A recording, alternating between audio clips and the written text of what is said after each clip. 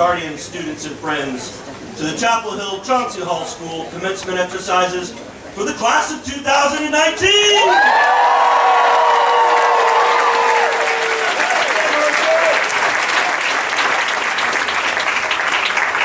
Joining us on this absolutely glorious morning, I'd like to introduce some special guests that are with us today. Our commencement speaker, Lynn Margario.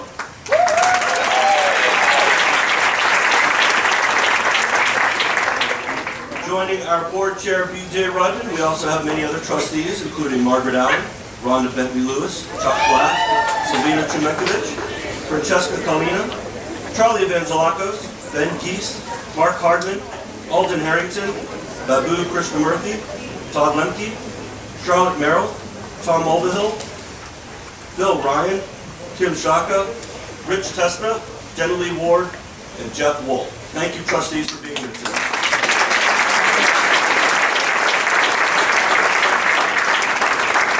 I'd also like to thank members of the class of 2020 for their assistance in this morning's ceremony. In particular, our junior marshals, Benjamin Brazel and Elena Smith.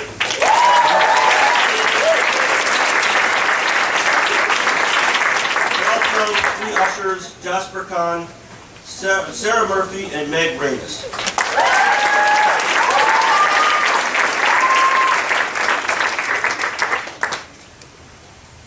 Lynn Margario is a visionary social entrepreneur who is on a mission to respond to the crisis of clothing insecurity by building a volunteer movement powered by the empathy of youth and adults. Specifically, Lynn is the founder and CEO of Cradles to Crowns, a national nonprofit that helps provide more than 280,000 children annually with everyday essentials. The mission of Cradles to Crowns is to provide children from birth through age 12 living in homeless or low-income situations with the essential items they need to thrive at home, at school, and at play. Cradles to Crowns supplies these items free of charge by engaging and connecting communities. 17 years ago, Lynn opened the first Cradles to Crowns warehouse called the Giving Factory here in Boston, just after most of this year's graduating class had actually just been born. They now have operations in Boston, Chicago, and Philadelphia, with sites set on New York City next. A graduate of Georgetown University, Lynn began her career as a business strategy consultant, advising Fortune 500 companies on competitive positioning, growth strategies, and market analysis. She served as a senior policy analyst on the White House Domestic Policy Council during the Clinton administration. After leaving the White House, she was named the executive vice president of the Clinton Foundation's HIV/AIDS initiative, where she led international healthcare and policy teams working in regions across the globe. Lynn's successes and passion for pairing business strategy and mission-based service initiatives has led to honors from the National Committee on Child Labor, Bank of America, the Boston Business Journal, and most recently, the Pinnacle Award. She is a member of the Massachusetts Women's Forum. You may also know Lynn from her inspiring 2017 TEDx Beacon Street talk titled Building an Army of Empathy. In it, the self-professed service junkie explains her organization's unique operating model that engages volunteers to fill 75,000 work shifts each year, requiring the need to tap into an army of empathic volunteers to be change agents in the lives of so many. I'm pleased that we have had many members of this army sitting amongst us here in the graduating class. also amongst our faculty and staff. I'm also very pleased to welcome to the dais this year's commencement speaker, Lynn Margario.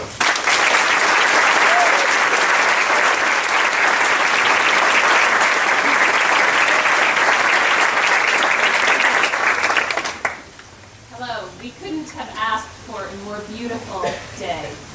Thank you, Dr. Conrad, distinguished faculty, staff, alumni, board members, students, family, friends, graduating class, and thank you, fellow CHCH parents and caregivers, for supporting these incredible young people throughout their growth. Their inspiring and unique voices will definitely be heard throughout their college years and well beyond. It is a true honor to be here. Before I tell you my story, I want you to think about your story. Everyone has a story. So how do you tell it? Seniors, where has your journey taken you? Who are the characters, the heroes, the villains? What are the conflicts and twists and turns in the plot?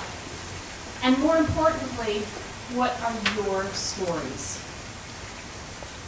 Everyone else, siblings, friends, parents, teachers, caregivers, how does your story impact theirs? As Dr. Conrad mentioned, I'm Lynn Margario, and 17 years ago I started an organization called Cradles to Crayons. Some of you know Cradles to Crayons as a place where communities come together to volunteer, or that we mitigate clothing insecurity for 145,000 of the 263,000 children here in Massachusetts who are growing up without the basics they need to be kids. Some of you know that when you outgrow your clothes, you can give them to us so that another kid, just like the ones you were, won't go without. This senior class and your National Honor Society certainly know that Cradles to Crayons is an organization that loves to engage youth and teamwork for the greater good. Because you've jumped right in to collect, volunteer, and advocate in your communities. And we thank you for the incredible work that you've done. No matter how familiar you are with Cradles to Crayons, you mostly know that we're a place that runs on empathy and the power of service at a very high volume from incredible people in the community. But that's not how Cradles to Crayons started. In the beginning, it was just me and an idea. I was working, as Dr. Conrad shared, as a business consultant, solving business problems like supply and demand management, or figuring out how companies could be more efficient or competitive, when I went to visit my family in Michigan, which is where I grew up.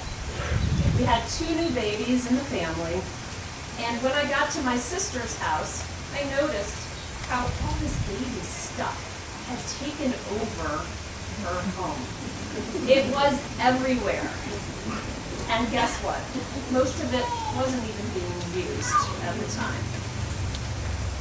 Clothing still had tags. Toys were in brand new boxes. The kids were growing too fast to use it all.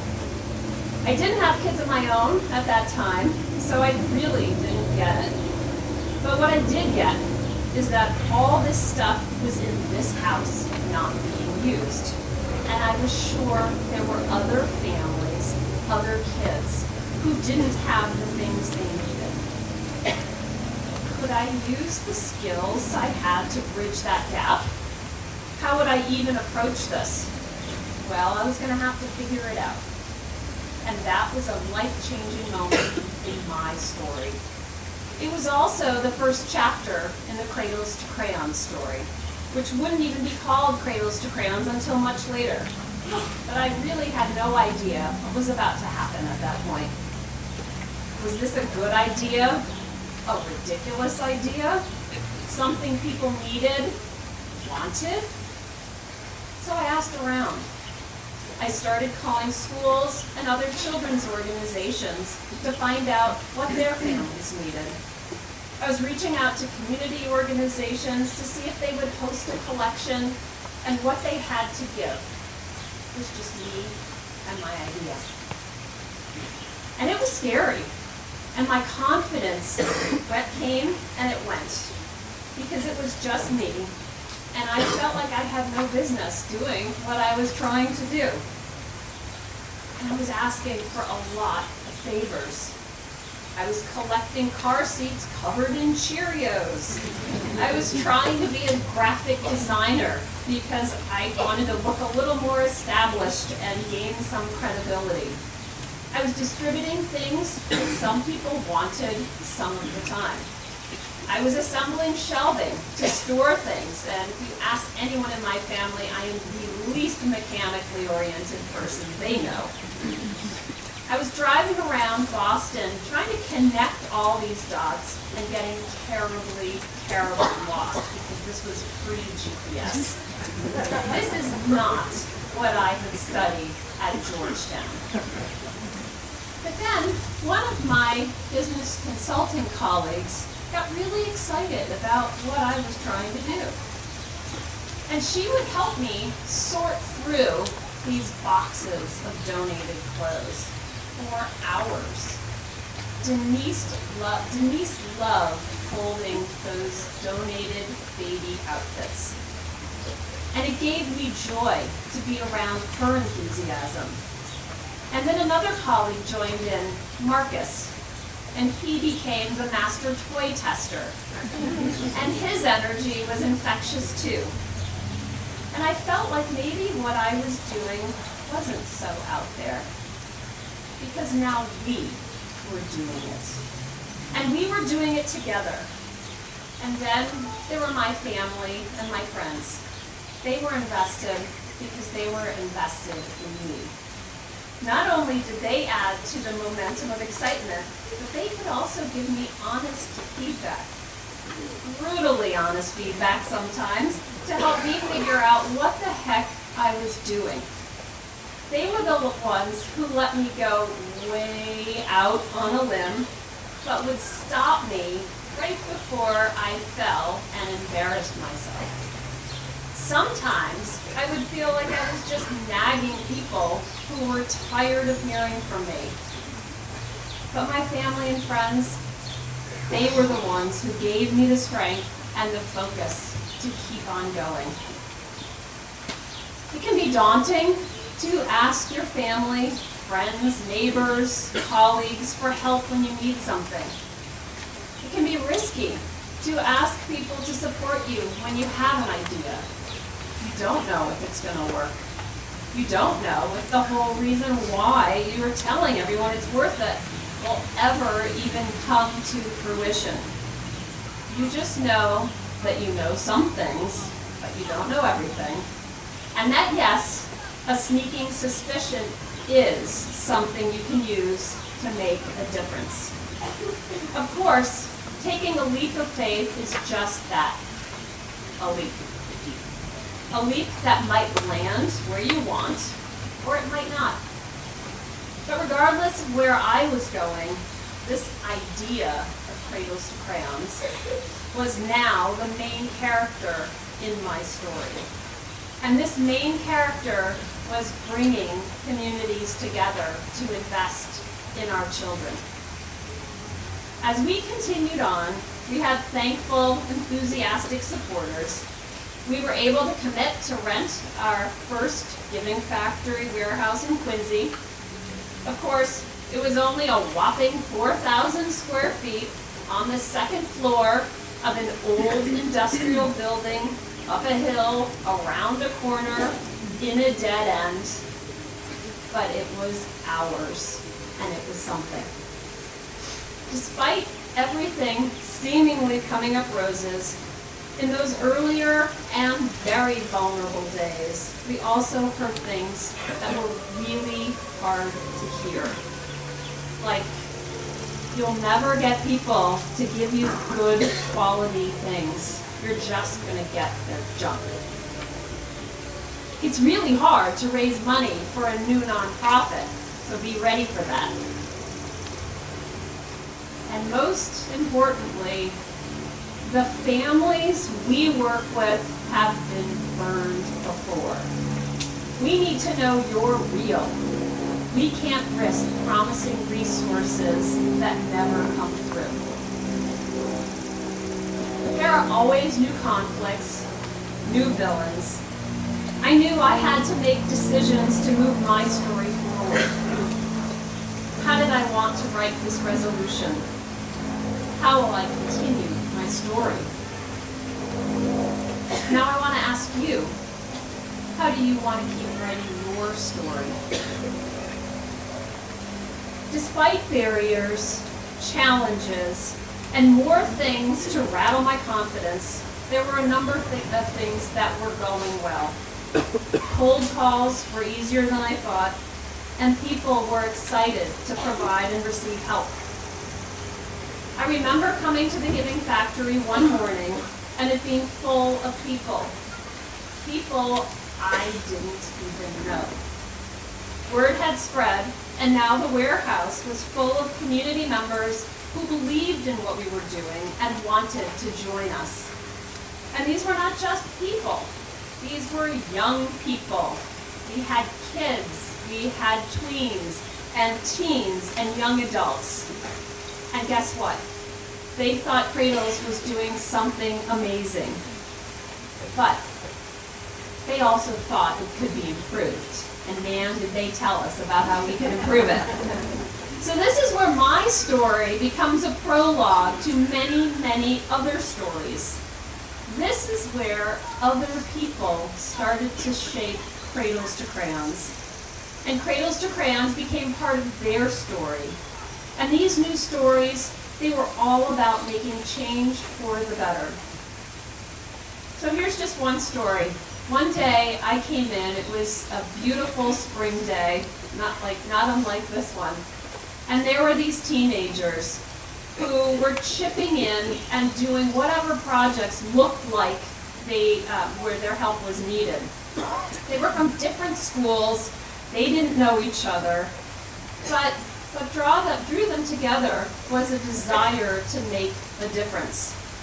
And they started talking to each other about how inspiring doing what they're doing was, but also how it could be better. We could help more kids if only. We could work faster if. We could make so much more of an impact if there was actually some structure to what we were doing. So this group came to me and they asked for a meeting. They said, hey, can we form a teen leadership corps? An annual program for middle and high school students who would serve as ambassadors for Cradles to Crayons while developing leadership skills. It would go for about 10 weeks and a few times a year. And it would allow an opportunity to focus on a specific project around community organizing and volunteer service. These teens would consistently volunteer, host drives, and learn how to manage and lead other volunteers. Wow, I thought, that does sound like a huge improvement. Well, 10 years and hundreds of teens later, the Teen Leadership Corps is one of our most popular youth engagement opportunities, and it has exponentially amplified the number of children we are able to serve every year. And it came from a group of young people harnessing their inspiration and brainstorming how they could do more. There's always a sense of possible when we're young, and that possible is your superpower. A few weeks ago, I had the chance to spend some time with these graduating seniors. I heard a lot of you talk about empathy, humility, authenticity.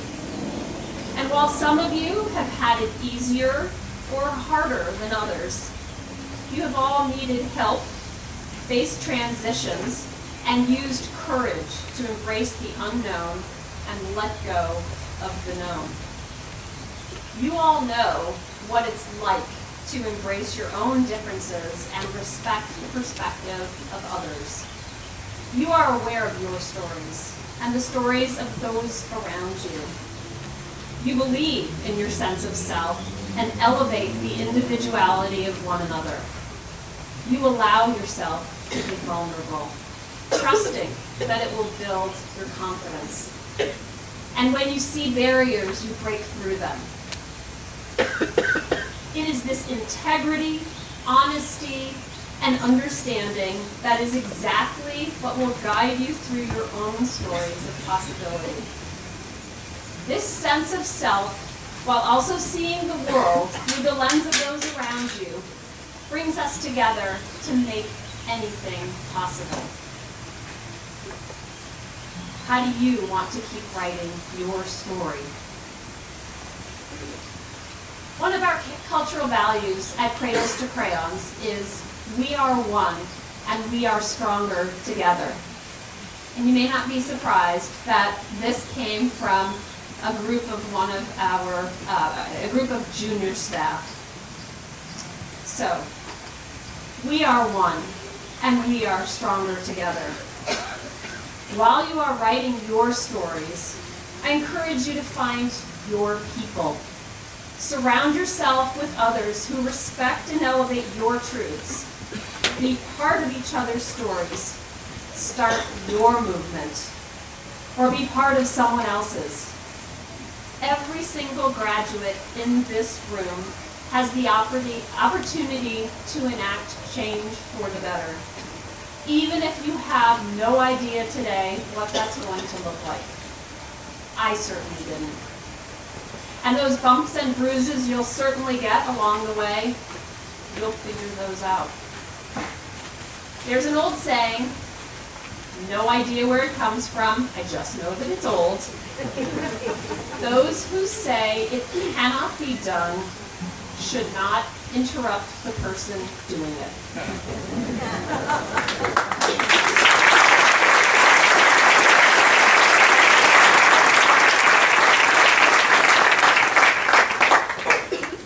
And so I say to you, be uninterruptible. I've told my story. Now it's time for you to keep writing yours. Whether the story you write fights for gun control, rallies against climate change, ensures equity and equality for all people, or just exercises your civic duty to vote, you have the power to do anything. You have the power to harness the empathy and care that drives you in this world and make anything a reality. You have a voice surrounded by other voices. You are all writing each other's stories. Write them with confidence. Write them with compassion. Write them knowing that you don't need to know everything. You just need to be exactly who you are. Unapologetically, uninterruptedly. Now we're going to hear from two of the seniors, but after that, walk this stage, take your diploma, be proud of all that you've accomplished and who you are, but be even more proud of what you are yet to do. Keep writing your story.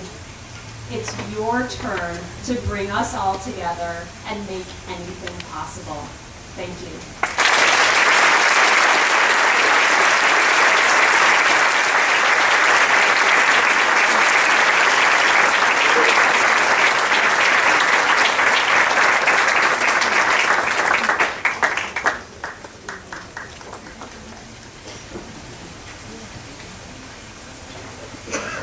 Thank you, Lynn. This year's salutatorian has always held a unique perspective, often taking not only the road less traveled, but sometimes paving that pathway herself. She is tenacious in her pursuit of excellence, but wants to bring everyone along with her and achieve success as a whole. Her creative and considerate approach to problem solving makes her an excellent student and a wonderful fit for this inclusive and dynamic community. She's exceptionally thoughtful and conscientious. So when asked on the Smith College application what movie she would star in, she went through every possibility, deliberating what different choices said about her as a person, a scholar, and a community member. She finally settled actually on her first instinct and was rewarded with acceptance to Smith College, her top choice college. Move over, Ben Affleck, and please give a warm welcome to your next Batman, Noah Gilman-Egan.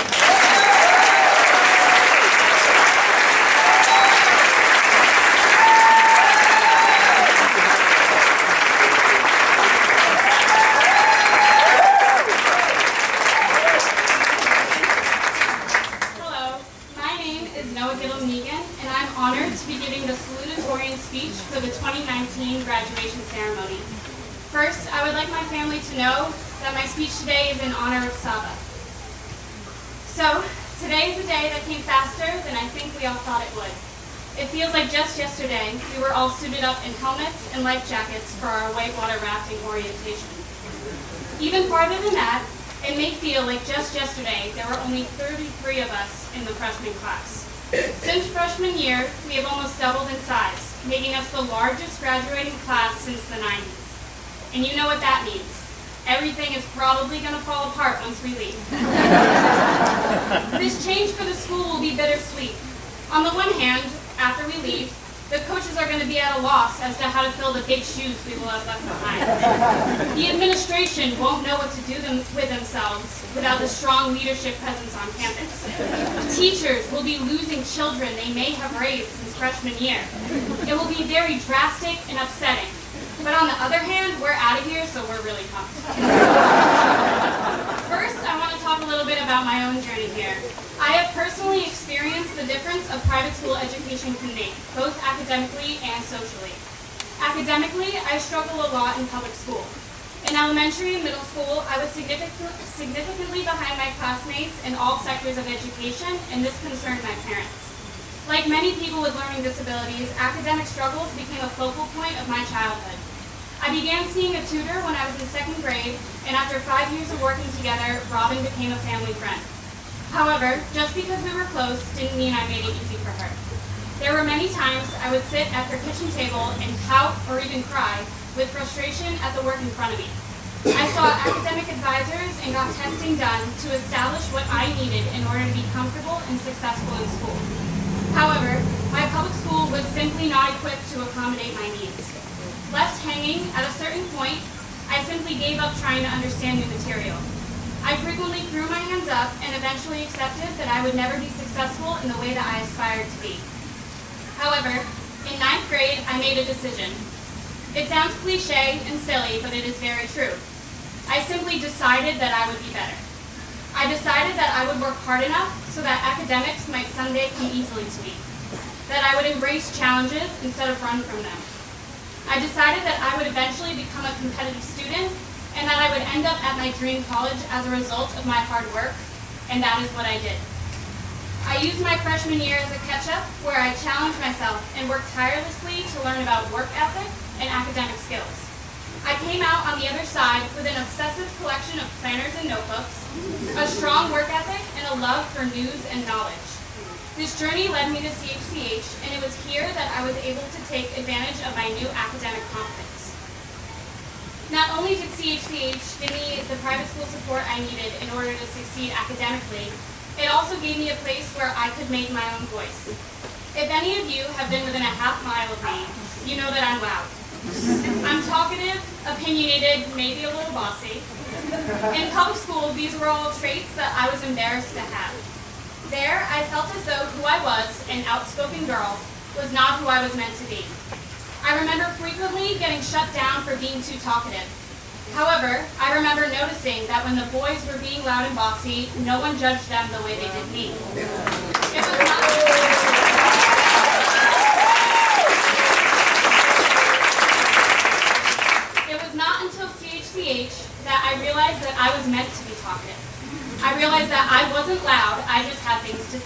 I realized that my fear of being bossy had transformed into my desire to be a boss.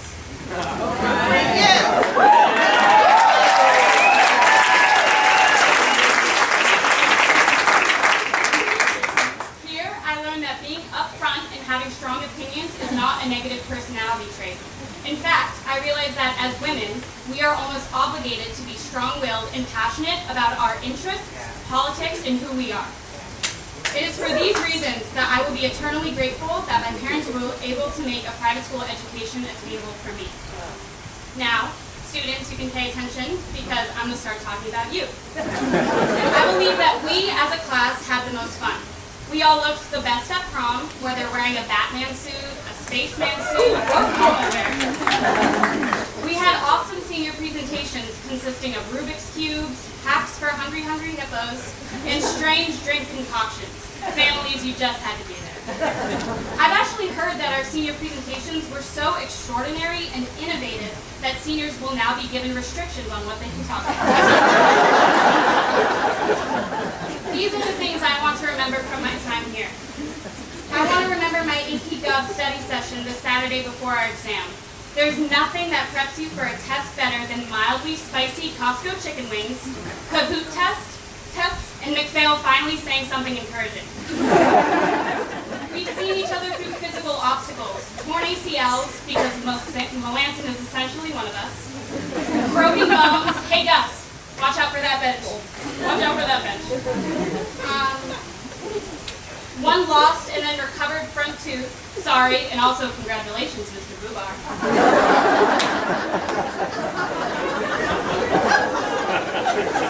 And a few head injuries on the way, which will now be referred to as the concussion epidemic of 2017. On a serious note, we've watched larger obstacles come into full view. I want to acknowledge Malachi's senior presentations as one of the most memorable and impactful experiences.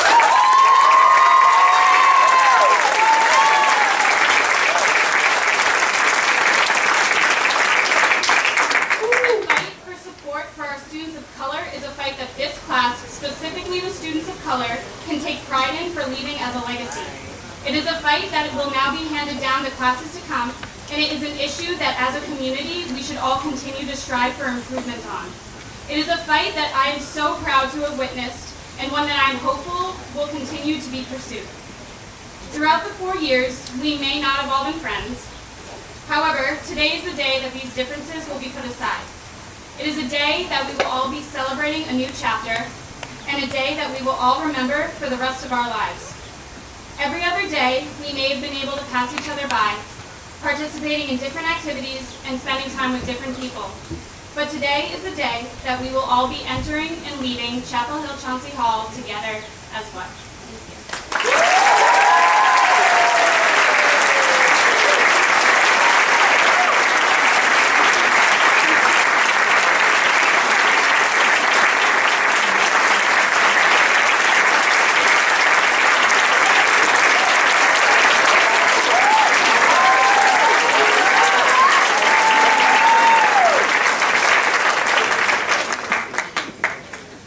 This year's valedictorian is a bit of a chameleon.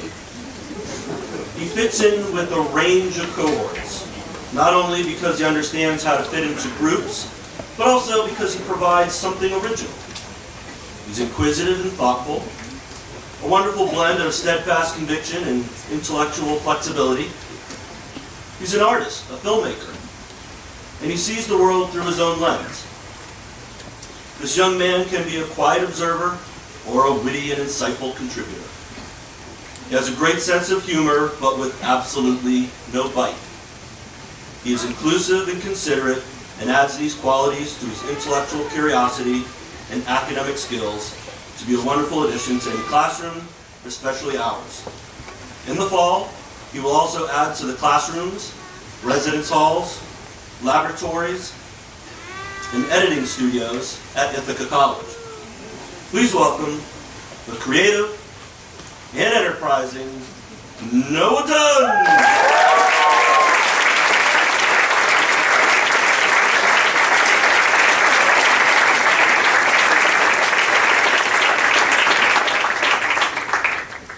Hello everyone. I'm honored to be 2019's valedictorian. First off, I'd like to thank everyone who's helped me or supported me throughout high school. Not just teachers or faculty, but also those who I can trust in at month. You know who you are. Without your help, I would have likely never stepped out of my comfort zone, tried new things, met new people, or reached greater heights. It was not possible on my own, and the people I've met and the places I've been are the experiences that bring me here before you today. This introduces the main idea of what I'm going to talk about. It's a little bit more grave than what came before me, but yeah, a lot of you probably don't know me, and I don't blame you. You maybe see me as a quiet kid who sometimes says something funny here and there. You probably sometimes wondered if I'm being serious or not because I've said something completely ridiculous and then had a straight face. Maybe I'm loud and annoying to you. These are all different aspects of me as a person, some being rather conflicting. I cannot explain everything about myself, as I'm sure you appreciate. What I stand here to talk about now is something you've probably heard many times throughout your life. I hope that before you've grown, and your brain shifts back to the conversation you were having, consider this. I'm telling you things that I sincerely think will help you. I was given the choice of what to speak about, and I chose this. Not for a lack of ideas, but because it is something I truly believe in, and I have seen the results. Today we'll talk about work ethic and tenacity. Hopefully the few of you who take the time to listen and analyze what I'm about to say will someday appreciate my input. I don't have any unusual talents or gifts that bring me before you. I don't usually stand out from a crowd. I'm not special. I'm not really any different from any of you. There are people in this world who can pick up a new subject and have mastery of it within incredibly short amounts of time. There are athletes who begin sports bounds ahead of even the most experienced. There are those who know their walk of life from early on, and there are those who consider everything this world throws at them just too easy. These people usually succeed. Maybe some of these people around us make us feel as if we can't succeed. And maybe this success sometimes makes us feel as if we can't, not without that innate talent, skill, or love, rise to their status. Their seemingly easy mastery of things makes us feel as if we are predetermined to do worse. And that no matter what we do, they will always be one step ahead of us. This is not their fault, of course. But as humans, we compare ourselves to those around us. It's in our nature. The sense of hopelessness can be demoralizing, demotivating, and it kind of just makes you want to give up and let others pass by you. You feel as if there's no way to catch up, and what skills you are born with are set in stone. I thought this as well. We've all experienced this struggle on some level. It may have been in elementary school or in middle school, or when we watched someone like Sam Donald make a cup out of a small piece of wood during spring session.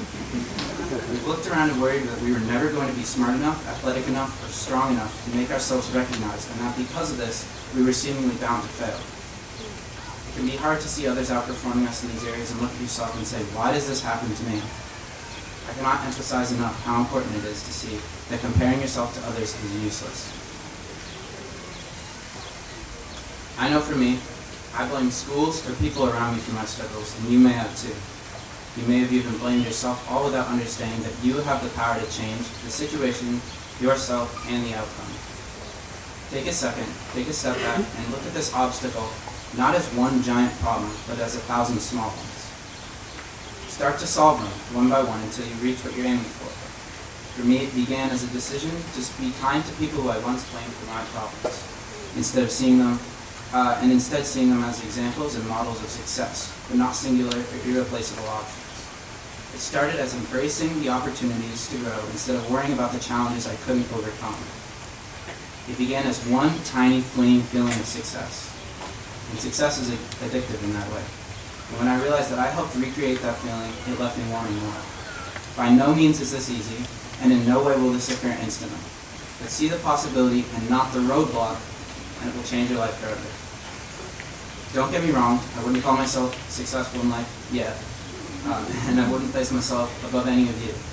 But I know what is needed to succeed, and I promise you, it is not as far away as we might think. Being smart does not mean you will succeed any more than anyone else. It is merely a tool to help you. Throughout my 4-year journey here, I have seen those around me meet the same realization, that success comes from little changes over a long period of time. I have seen Curtis rise from the quiet little freshman to the president of the National Honor Society. I have seen Malachi go from someone who floats under the radar just someone who wears their heart on their sleeve with a powerful voice. I've seen people like Micah Stroll, people with determination and dedication since the beginning of high school, right on out to the finish. I've seen people like Ben, JD, and Edward who pour their energy and efforts into their respective athletics. There are many more of these people, too many to mention here. But it is important to admire and appreciate their success, but even more important to only admire and appreciate. Success is not limited by time, and many of these changes will go unnoticed. However, stay motivated and you will inevitably succeed. Make your dream a goal. Start climbing that mountain step by step to reach it. Rely on others to provide examples, support, and comic relief. Do yourself a favor. Don't sit and wait for skill and success to come to you. Begin searching for them. Thank you.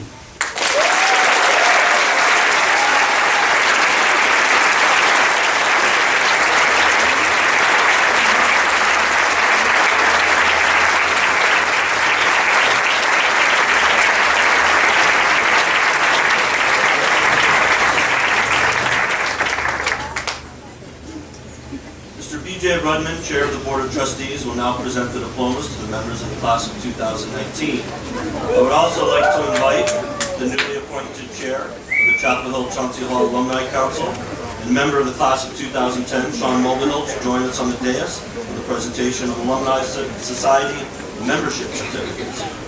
As Mr. Mulvihill approaches, I would also like to introduce and recognize our Assistant Head of School, Josh Mubar. He will assist in awarding today's diplomas. And finally, as we get settled in our places up here, I wish to pause and ask you to join me in recognizing the recipient of this year's Chapel Hill-Chauncy Hall Society Prize. This prize was awarded last evening and is given to a faculty or staff member in grateful recognition of devoted service and extraordinary dedication to the students and mission of Chapel Hill-Chauncy Hall. Please join me in recognizing our 18-year librarian, Ms. Paula Berger.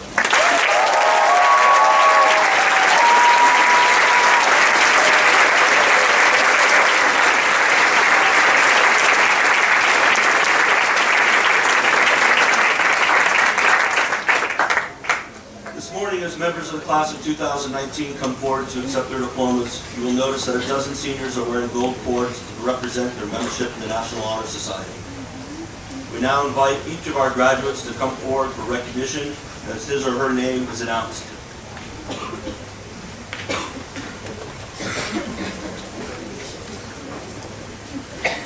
Curtis Amory.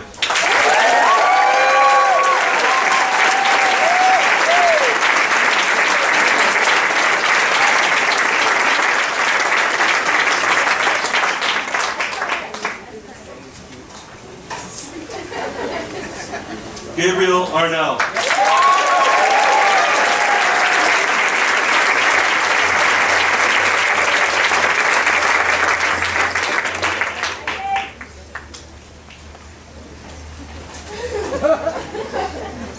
Margaret Babson.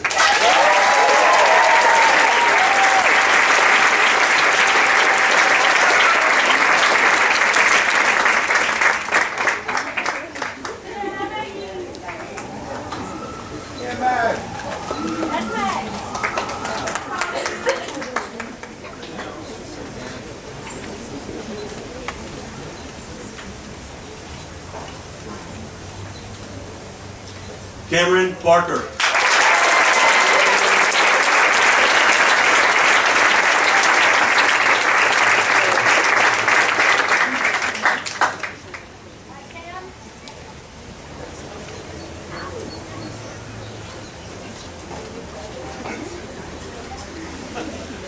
Sophie Bean.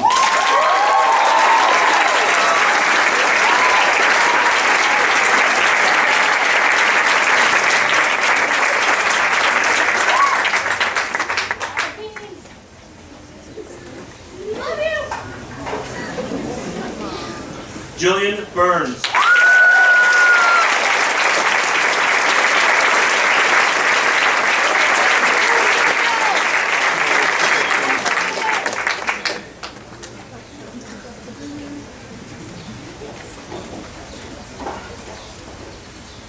Sydney Burns.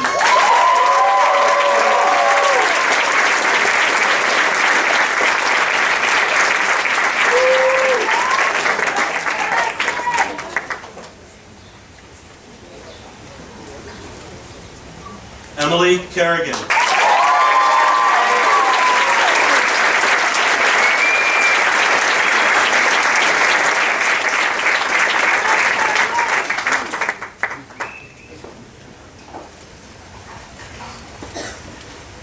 Longshan Chen.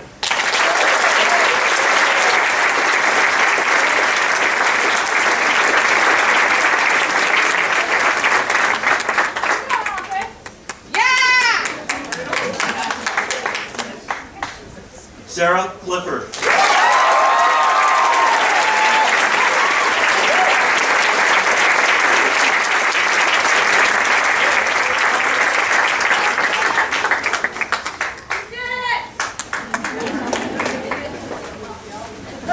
Leah Cohen Tarbach.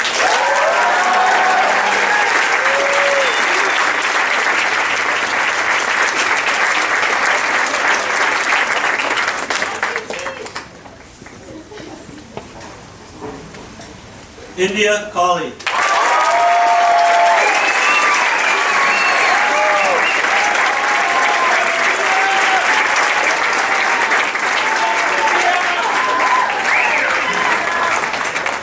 John Connors.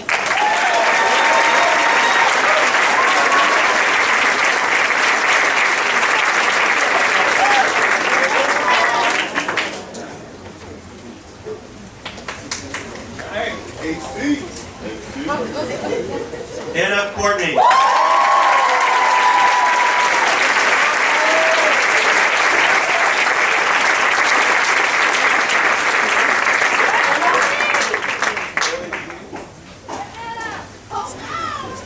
Kathleen Curry.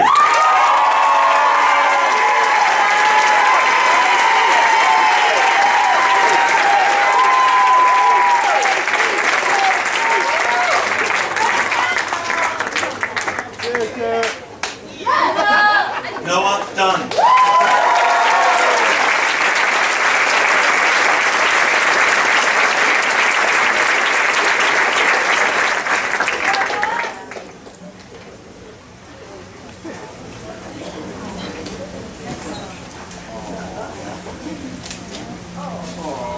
Edward Evangelakos.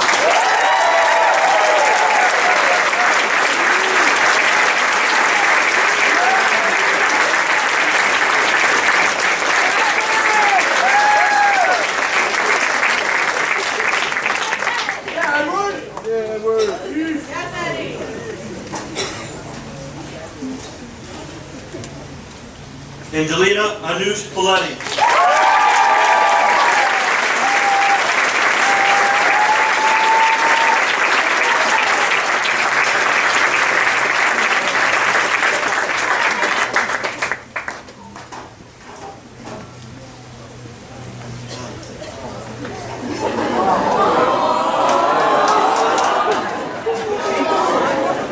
Ryan Ferenzi.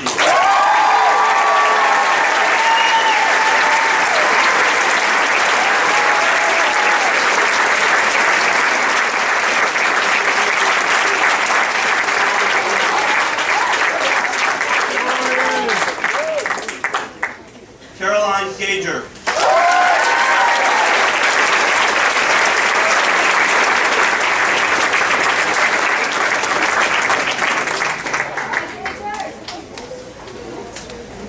Noah Gittleman Egan.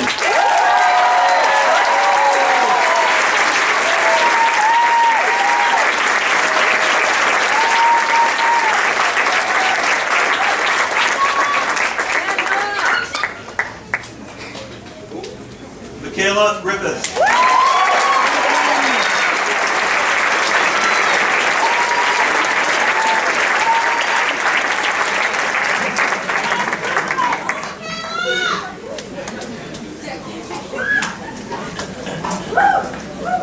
Lily Harrington.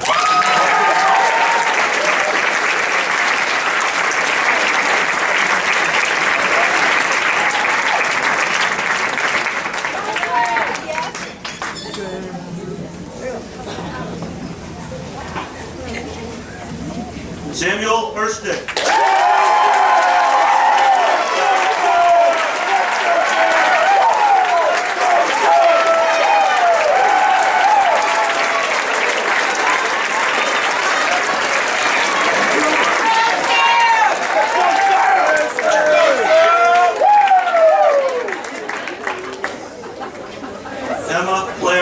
Alfonso Jones.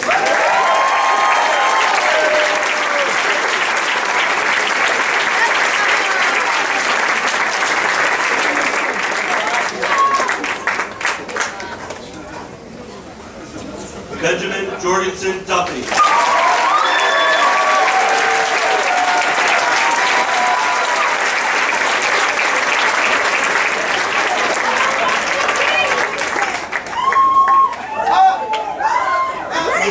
Jordan Carter.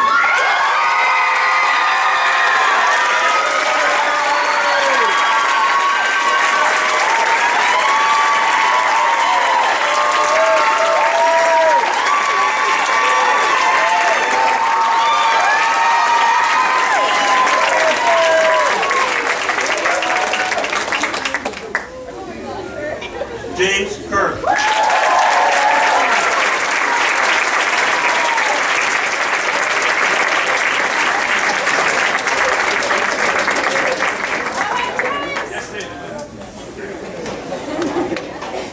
Jun Young Lee.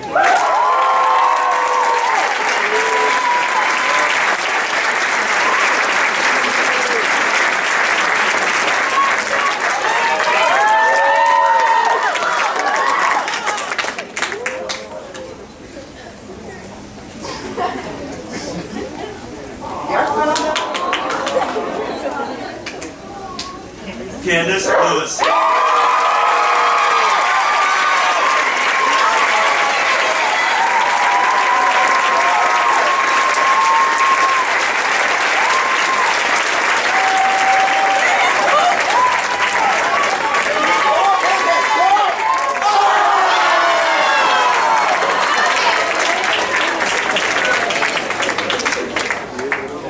Joshua Lewis.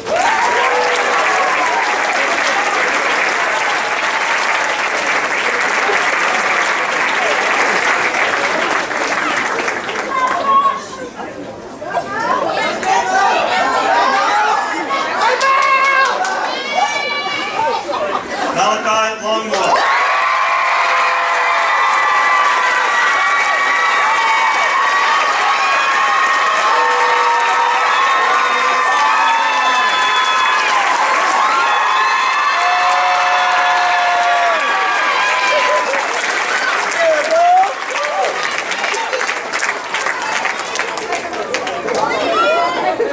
Keelan Liu.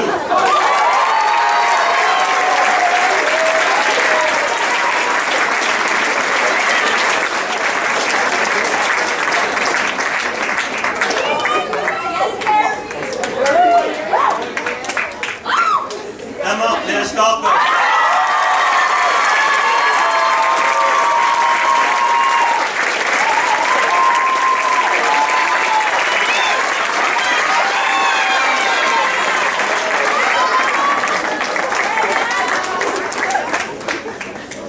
Michael Maravito.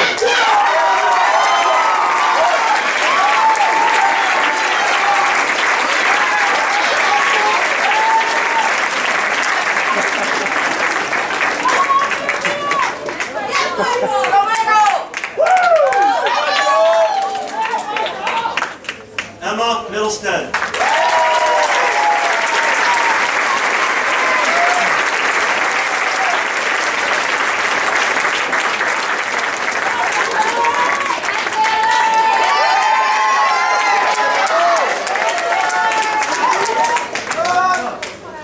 Alexander Nicholas Namchuk.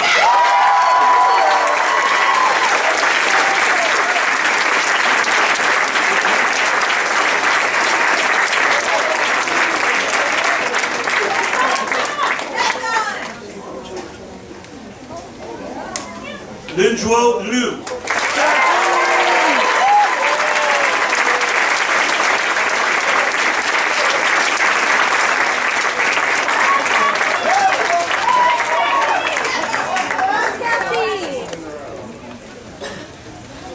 Austin Patson.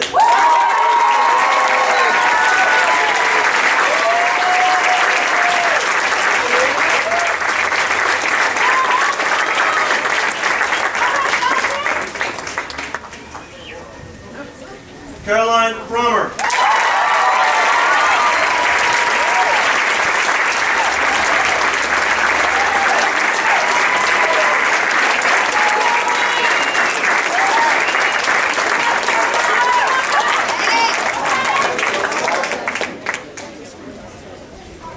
Jeremy Pugh.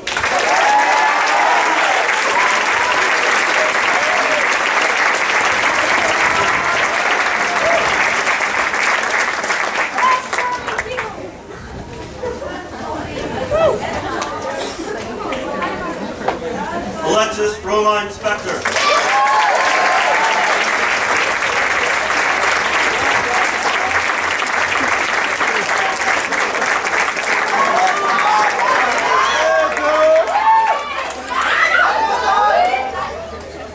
Joshua Sanchez.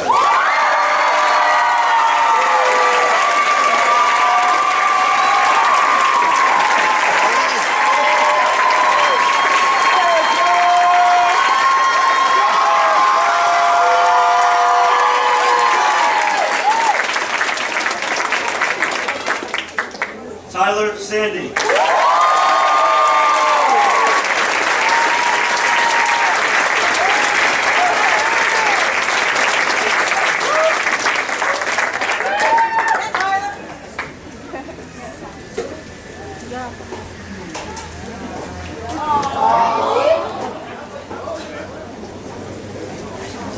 Isabella Morgan Shaka.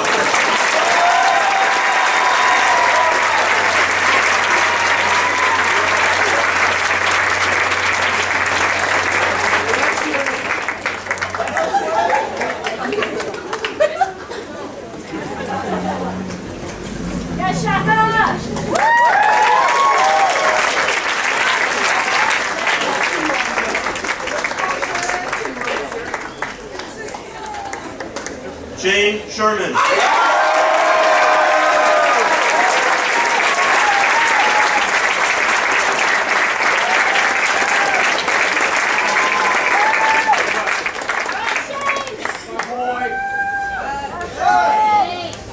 Micah Struhl.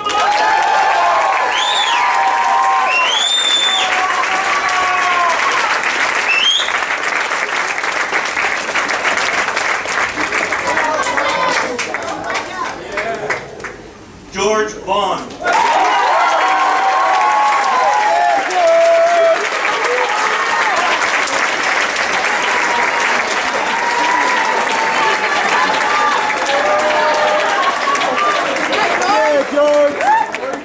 Micah Beth.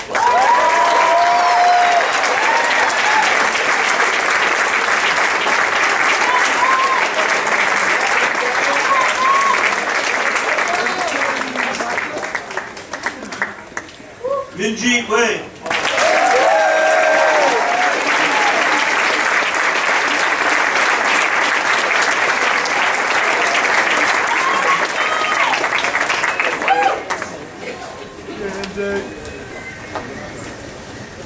Shooting Yuan.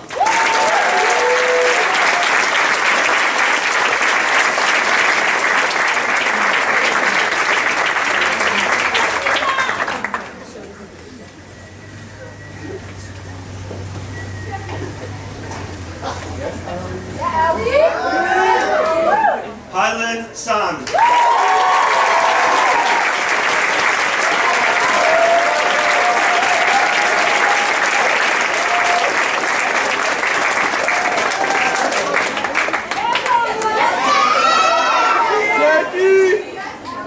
Jihua San.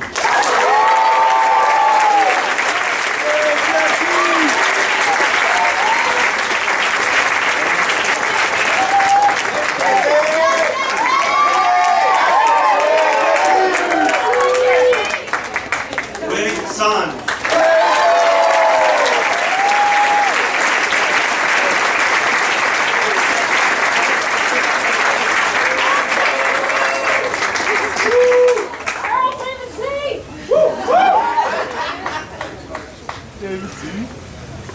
As is tradition at commencement ceremonies throughout the country, I would now like to invite the graduates to turn their tassels to signify that you are, indeed, graduates.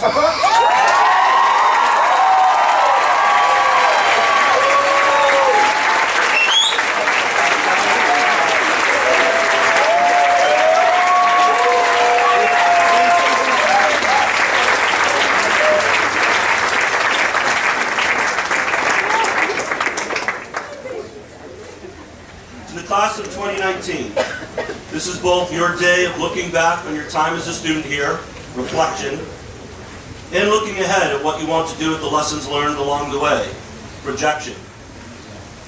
I hope that today is a day for expressing gratitude to the people who made this day and moment possible for you. Parents, family members, guardians, teachers, staff members, mentors, close friends, and trustees of the school. This is, without question, also a day to celebrate you and your achievements. For 191 years, this school has honored its graduates through commemorative events such as this. I look forward to simultaneously hearing of your great accomplishments in the years to come as we continue the good work of preparing both our returning and future chargers for a rapidly changing world. Speaking of lessons to be learned for a life yet to be lived, Lynn Margario's commencement address provides some heartfelt advice worth absorbing a little bit further. In particular, I truly appreciate her emphasis on one particular cultural value at Cradles to Crowns. We are one, and we are stronger together. Yes. As you head off to college, please find your peeps. Embrace your posse. And write that uninterruptible story that you are meant to craft, my friends. And if you don't know what that story is yet, don't worry about it. A way will open. The story will find you. We all have one. Young scholars and graduates, know that we believe you are worthy and valuable to our society as you commence your journey forward. Know that we have confidence in your competence. Know that we value your asymmetrical excellence and gifts in so many different directions. Speaking of asymmetrical excellence, this week also marks the end of a distinguished half-century teaching career for Dr. Howard Gardner, who retires from the Harvard Graduate School of Education. An eminent scholar, psychologist, and educator, Professor Gardner is best known for his theory of multiple intelligences, which suggests that human intelligence should be differentiated into modalities, rather than be accepted as a general ability. Of his 30 solo-authored books and 496 scholarly articles in his career, his 1983 book, Frames of Mind, The Theory of Multiple Intelligences, rests as his pinnacle written achievement and at the foundation of our school's thinking about human intelligence and how best to leverage our gifts in different directions. As a school, our vision will continue to be rooted in establishing Chapel Hill-Chauncy Hall as a distinguished institution for differentiating teaching and learning within a multiple intelligences framework. We will continue to understand and appreciate the many ways in which students learn, discovering multiple entry points to learning for our students each and every day. As you set forth from this campus to journey the world, I challenge you with the same proposition that I presented to previous graduating classes. Will you use this degree to prove that you are the smartest person in the room? Or will you spend that capital to assert the need for a much, much larger room? A room that includes a lot of different kinds of smart. Our role and responsibility has been to push you to be alert and eager and empathic and intellectually capable young adults. We hope that we've taught you to flourish and to spread your wings as far as they can go. Follow your dreams, Chargers. Stretch your comfort zones. Be compassionate. Care for one another. Listen to your conscience and make good decisions while embracing success along the way. Thank you and best of luck, class of 2008.